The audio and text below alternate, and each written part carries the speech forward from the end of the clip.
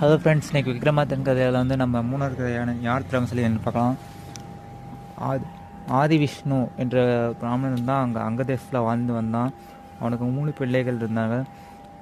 அவர் மூவரும் யோகதாசன் என்ற அரசரிடம் போய் ஏதாச்சும் வேலை தருமான்னு கேட்டான். அவங்களோட போட்டியில் நீங்கள் தேர்ச்சி பெற்றால் நான் வைக்கிறேன், உங்களுக்கு வேலை தரேன் என்று அரசன் அழைத்தான்.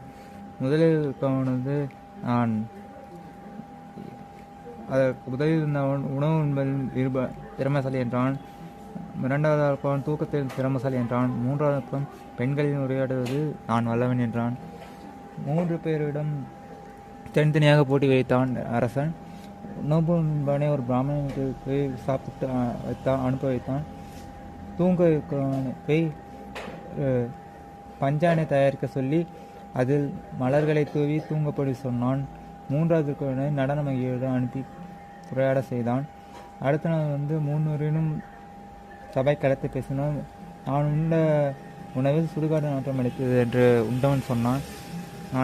எனக்கு சரியாக தூக்கம் வரவில்லை என்று தூங்குதல் சிறந்தவன் சொன்னான். மூன்றாவதவன் நான் உரையாடி கொண்டிருந்த உடலில் பால்வாடு வீசியது என்று சொன்னான். அவள் கூறியதை கேட்ட அரசன்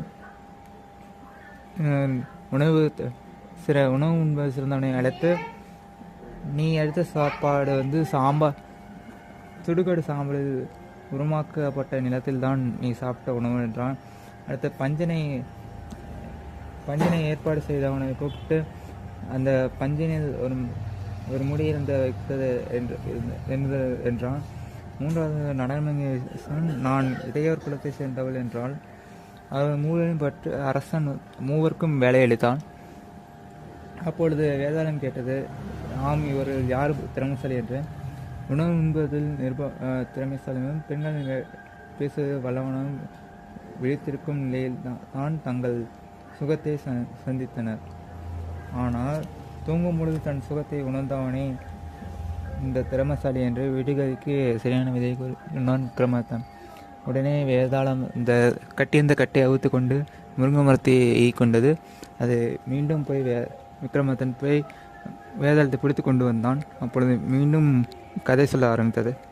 வேதாளம் தொடரும். தேங்க்ஸ் ஃபார் வாட்சிங். அடுத்தடுத்த வீடியோஸில் நிறைய கதையை பார்க்கலாம்.